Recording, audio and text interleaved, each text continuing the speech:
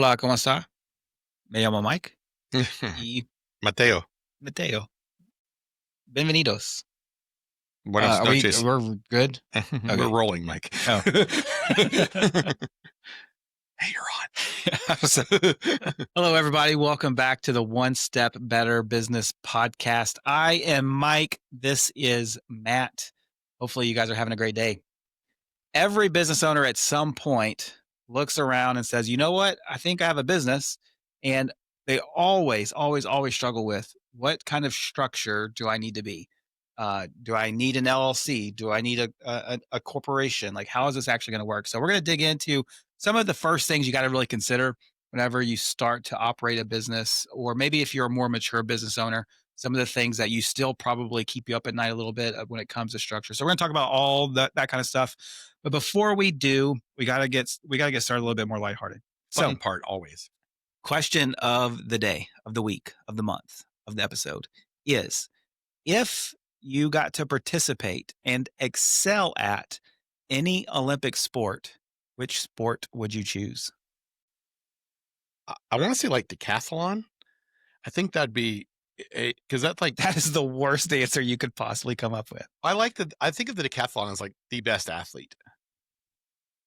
Name all 10 events. I can't do that. Okay. There's a javelin throw. There's a 1,600 meters. There's a You shoot something. no. They don't shoot anything. They don't have like a No air guns. rifle thing No, in? that's in the biathlon. That's skiing. So that's only if you do two things? Yeah. There's guns involved, but there's two things. No, the decathlon is like it's you do all the field, basically it's all track and field events in summer. It's a summer and they've always said that is the world's best athlete. Now, granted, we have Bruce Jenner, Caitlyn Jenner going on now. That's a former decathlete. That was his event? Yep. Oh, I didn't know that. Yep. Was that oh man, back in the early 90s, it was, yeah. Dan and Was it Dan and Dan? I think it was Dan and Dave? Dan and Dave. Something like that? Yeah, and neither one of them. Yeah, but they were in the decathlon, right? Correct. Yeah. Yeah. My dad, that was what he wanted to do to college. You do the pole vaults involved. It's all these different field events. Throw the discus, throw the shot, throw the javelin. You run a 220, you run a 440, you run a mile, and so it's like, are you a wide ranged athlete? So I think that'd be fun. Now for notoriety, I'd want to be on the dream team. Like, come on, that's the best one. But yeah. How about you?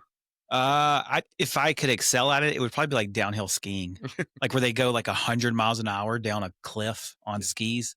That'd be pretty cool. Just point your skis down the hill. Just don't stop. Don't stop. Yeah, that's they make you like go through those gates and stuff. Yeah. Ooh, one also going to be fun with the ski jump. Yeah, that'd be fun. I think that is incredibly terrifying. I want to know who the first person said is. Oh man. Oh, me first. I want to do the ski jump. Yeah, that looks terrifying. My parents were up in Lake Placid, I think, this summer, and they had, it's summertime, no snow, so they had the ski jump open where it was like the Olympic people would train, and they put wheels on the ski. I was like, no chance I would do that. Yeah. You're next, Mike. Yeah, no thanks. All right, let's jump in. All right, cool. So I don't know why, but I think there's a lot of hesitation around how should I structure my business? I'm afraid if I make the wrong decision that it's gonna, do me harm. It's catastrophic. Yeah, like it can't ever be undone. When you first think about starting a business and coming up with how is this thing going to be structured, how important is it? It depends the business you're in. First of all, I think some businesses have some inherent risk of injury, and the idea of the legal protections between your business and personal being kind of not blended together. So if you're, I'll say, a roofer, and you don't have entity around you, or if you drive in a car a lot and your accident, an accident were to happen and you're in a vehicle, or if you're a retail spot and you have people coming in and out of your establishment all the time, that's a little different. I start really thinking, make sure about my legal protections first. Like that's where I always want to start. Making sure that like, hey, my home assets are protected from my business assets. So if something happens at business, I don't lose my home too. that's always where I want to start. And that's why you should always get an attorney when you're talking about structure. But when it comes to the practical of it, I think most of the time what I see is the fear of, I think it's kind of FOMO. Well, I thought I was supposed to do this and I may be paying too much in taxes because of this, or I'm not doing things as best as I should. And there's probably a lot of that fear, probably more than anything else, that we deal with of, well, this person said I should be this, and this person said I should be this. And well, the right answer here is it depends, which is the worst accounting answer ever, but it's the typical accounting answer. And structure does matter. It absolutely does matter. There is certain rules.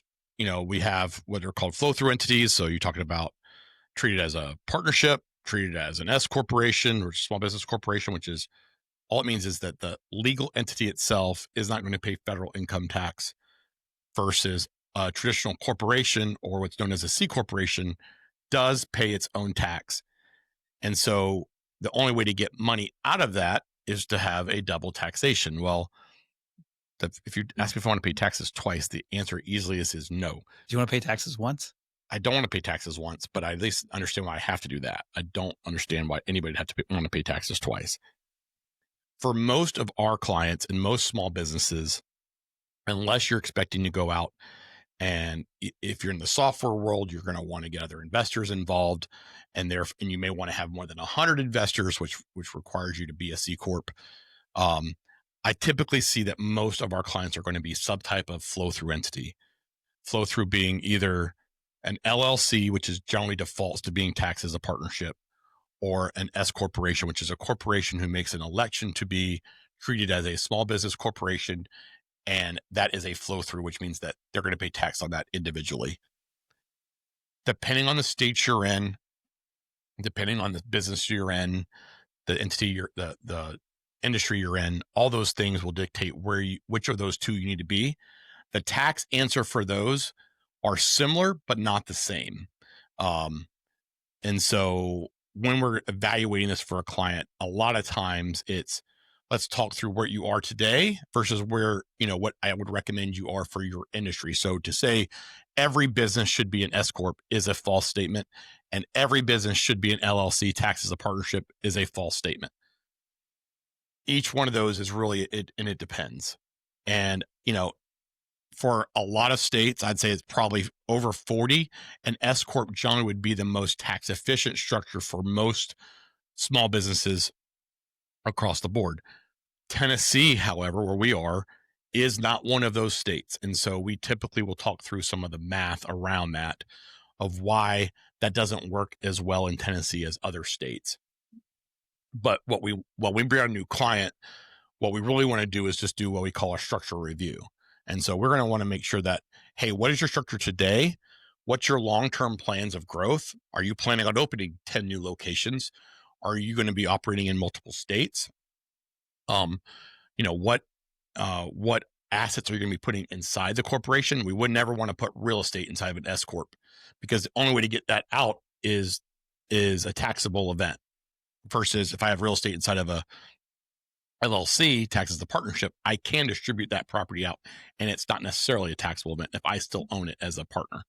So there's a couple of things like that. Sorry.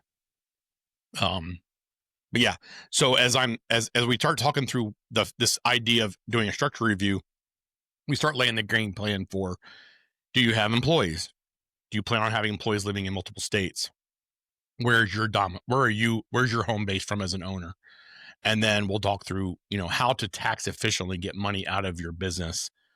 Be it either through compensation, if you're an S Corp, compensation plus the profits of the S Corp and the taxability there, or if you are an LLC taxed as a partnership, how are you getting that money out, either through distributions of earnings or draws, or a guaranteed payment if there's multiple partners involved. And there's a lot of nuances to that.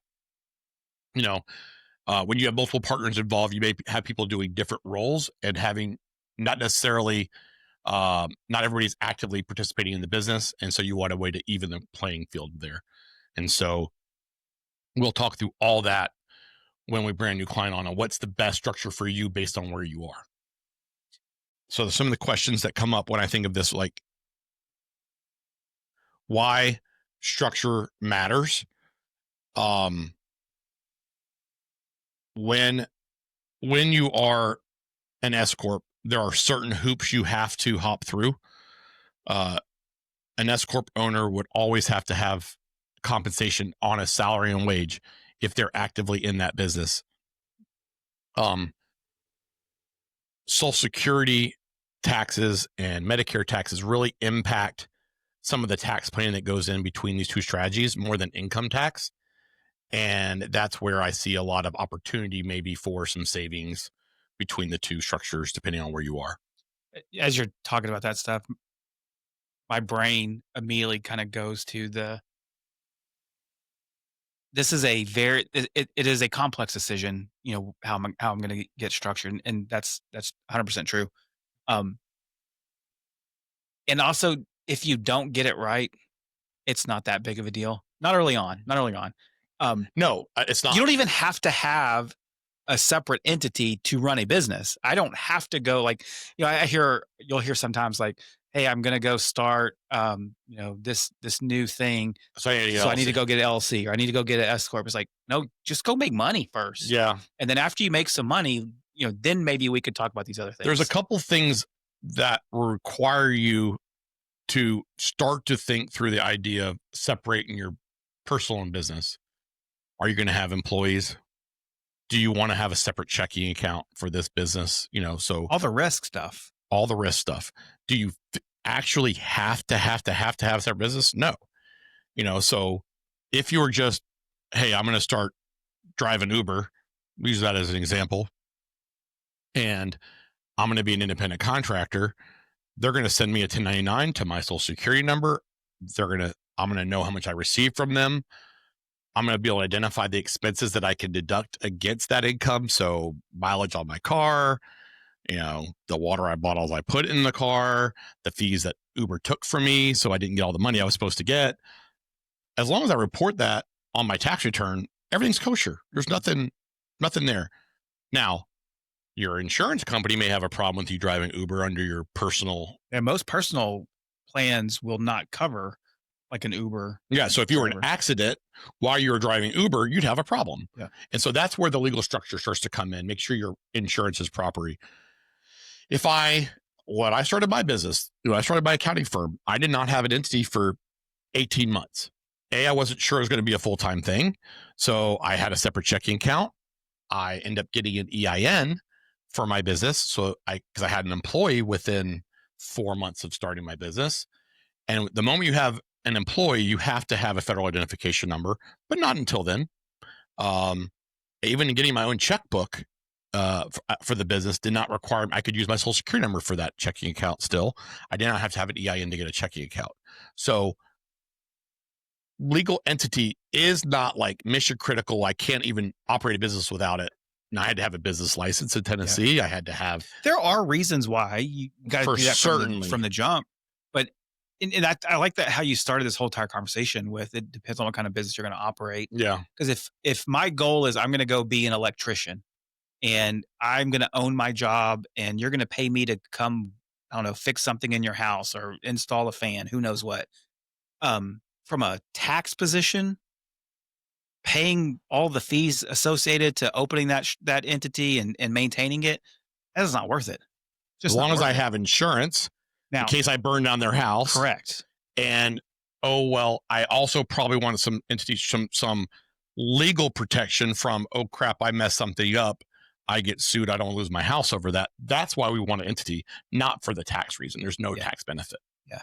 Yeah. And I think that's the important part, because I think a lot of people they think, hey, if I have this business and I structure it correctly, all of a sudden my tax bill is going to somehow magically change. Yeah. And the structure itself doesn't necessarily do that. There are a little ways to do it depending on how much money you're making. Yes. I mean, so if I'm making $200,000 profit already, there is some structure around if I'm in an S-Corp favorable state, I can reduce my overall tax bill But if I'm making 50 grand, Yeah, that's what I'm it's trying to not going to say. make a damn bit of difference. Yeah. Yeah. Until I get over a certain hump, Correct. this isn't as go make money. Go spend your time, energy Yeah. making And, money, and in not our worrying business, about we've talked this. about this. I made $60,000 profit the first year. It did not impact my tax consequences at all. I still am able to deduct all the things I should have been able to deduct: my office supplies and the equipment I bought and the mileage I drove for the business and the software I had to go buy. All those are ordinary and necessary for purposes of that business and are deductible on my Schedule C on the tax return, which means I don't have to have an entity to do that. As long as I can justify what the ordinary and necessary expense was as regulated by the IRS, I'm good. And so they have very strict rules of what's deductible and what's not. So the meals, I can only deduct half of them, and I can't deduct my life insurance, and I can't deduct my golf club membership. Like, that's not allowed. Okay, well, that's the rules. It doesn't matter if I'm an S-Corp or Yeah. LLC or sole proprietor, all the same. Now, there are some planning that can be done as you're talking about, well, you own the real estate you're in and you own the business that you're in. Well, I'd want to separate those two with some structure because I can't charge self rent. There's some hoops we want to hop through when the circumstances present themselves, but we're not going to just set up structure for no purpose. It doesn't make any sense. Yeah.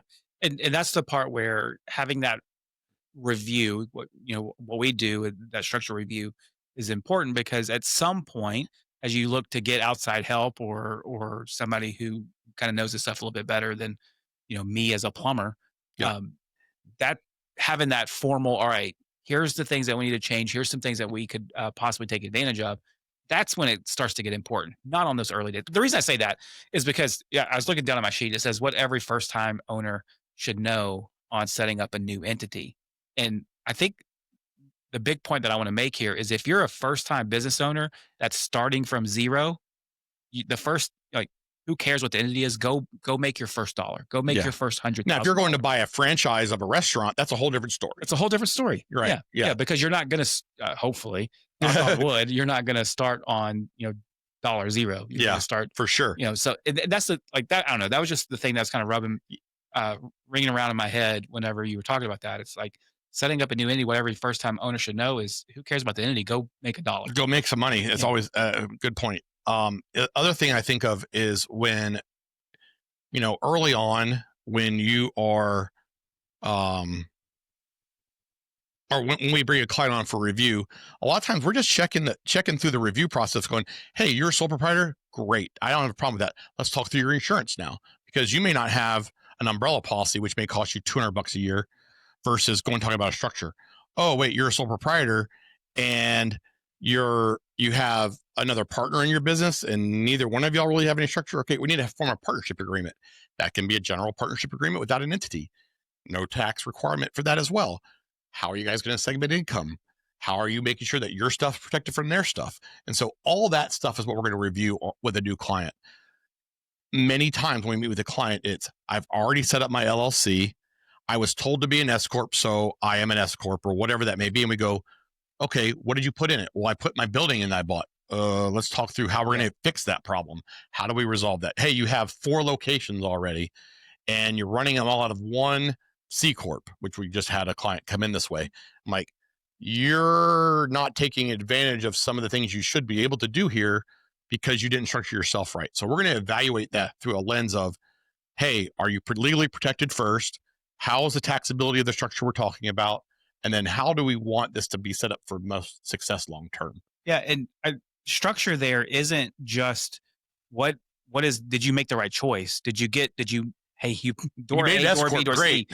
That's not what we're talking about, because structure can be multiple entities. Yes. And sometimes those multiple entities don't have the same structure. Oh, of course. Yeah. I may not want everything to be an LLC. I may For have sure. a combination of some S corps owning an LLC, or so like Yeah. that review is more than just it's not a checkbox of, all right, you chose the right door and now we can move on. And also there's compliance within those things. So if I'm an S corp, I'm required to have annual meeting and minutes. I'm required to have reasonable compensation and a salary and wage to the owner. If you haven't done those things, you've opened yourself up for additional audit risk. Sole proprietors, If you're making more than $100,000, you have more audit risk. So we'll talk through some ways to reduce your audit risk with simply creating an LLC and adding your spouse as a partner to reduce your audit risk by probably 90%. And so there's just some simple stuff that we're going to do as part of this review process to make sure that, hey, we have structured this the right way and you're protected the right way with your long-term plans. Yeah. And we've written a couple of articles on this stuff. I would encourage you guys to go listen to or go read, I should say. One was we went on a deep dive of LLC versus an S corp, Yep. and kind of some of the ins and outs of helping you make that decision. So if you're interested in that, I would encourage you to go look at that on our website. And then there's also we have a first 90 days action plan that you can also download from our website, talking about the essential things that you need to get knocked out as you're starting a new Mm-hmm. business. And so, if those are things that are interesting to you, you can always find those at patrickaccounting.com. I think it's /learning center, but there's a learning center button if that's not exactly right. Um, and it would be helpful. And so, yes, there's a lot of things you have to consider whenever you're starting that business. Structure of an entity is one of those things. Um, get started, get it right, get it close enough. At some point, let's dig into the weeds a little bit. And I'll say this from the beginning. It's not set it and forget it. It's something you're going to evaluate over time. Yep. I've evaluated whether or not I should convert to an S corp. I don't know, half a dozen times in the 20 years I've had my business. When we have clients, their business, the plan they have today may not be the same they have in 5 years. And so it's something we're going to constantly be looking at going, hey, I didn't know you were going to open up a fifth store in New Jersey versus in Tennessee. Let's talk about what that looks like. And so, we want to make sure that this is not it's not a one-time and we're done. It's something you constantly are looking at. Yep. Sounds good. Well, any last comments before we sign off? Nope, I'm all good. I think, like I said earlier, it's just, it depends. So don't listen to the TikTok guy telling you that you should definitely be an S corp. Talk to your advisor, talk to your attorney, and get the right plan for you. Sounds good. Well, thanks, Matt. And thank you guys for listening. Really appreciate it. If there's anything we could do for you, you could always reach out and we would love to hear from you.